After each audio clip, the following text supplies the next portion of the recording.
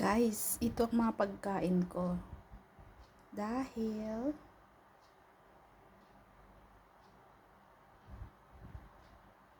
marunong ako magluto at masipag magluto.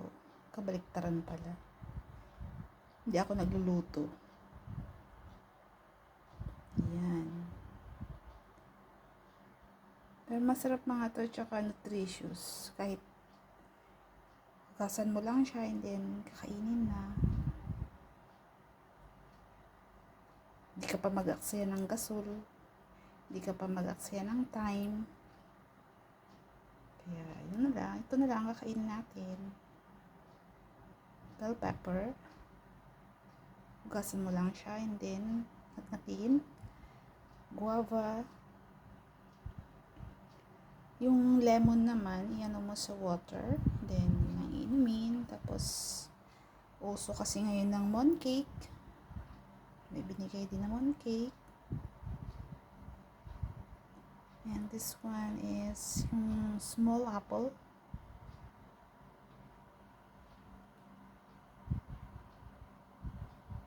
Chinese small apple. Pero, ano to? Parang Chinese dates. Ang alam ko na Chinese dates. Oo, Chinese dates. Parang green apple na maliliit. Pero dates to. Tingnan natin. I-translate natin yung Chinese mamaya. Pero ang ano doon, kanina is small apple sabi. Pero ang alam ko nito is Chinese dates. Ayan. Yun lang yung mga pagkain ko muna na nabili ko kasi mabigat yung bayabas tsaka yung lemon tsaka yung dates, Chinese dates.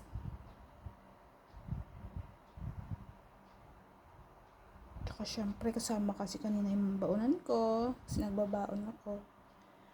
At tsaka ano pa yung bitbit ko kanina. Oo, yung lagyan ng tubig ko tsaka yung baonan ko. Yun. Just sharing my food kasi hindi ako nagluluto.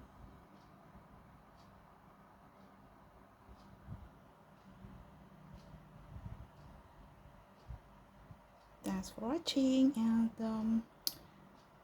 subscribe. Nag-isang ikaw pa lang ang ano ko dito sa nag-isa pa lang ang subscribe kasi na ano yung isang ano ko YouTube channel na iba.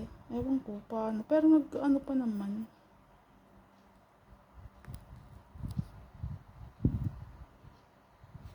Napapanood pa naman.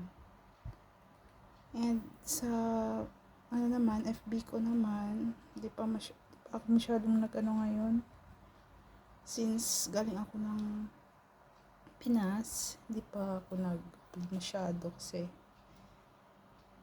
parang ano din, nakakalungkot kasi limited yung time and I wasn't able to visit all my loved ones like my grandparents, grandfathers, kahit pa paano may 2 or 3 grandpas pa na buhay. Yung isa, pinsang buo ng lolo atong, and the other one is third cousin.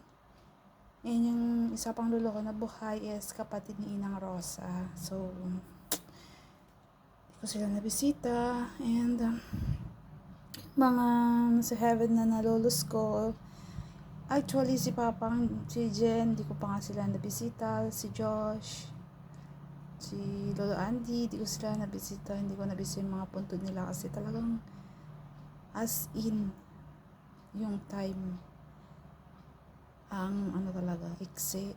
Imagine 9 ng gabi nag-flight, ilang oras, tapos bumalik ng Manila kasi yung after my birthday talaga bumalik na agad ng Manila kasi yung lisensya ko, nirenew ko kasi ano, di ba 4 years na hindi ako umuwi, and then kasi nag-pandemic. Ayun, dapat last year ko inirenew yung ano ko, yung lisensya ko na ng nursing and midwifery. This year ko lang na i-renew kasi ngayon yung pandemic. Buti nga ano, in-online ako ng pamangkin ko, si Chats. And then, sinamahan din ako ng isang pamangkin ko, si Aljan, na kumuha dun sa lisensya ko. Yun. Thank you guys for helping me sa pagkuha ng lisensya. Love you both. Ayan. Ang sarap yung bayabas. Oh. Sige na, hugasan na natin at kainin.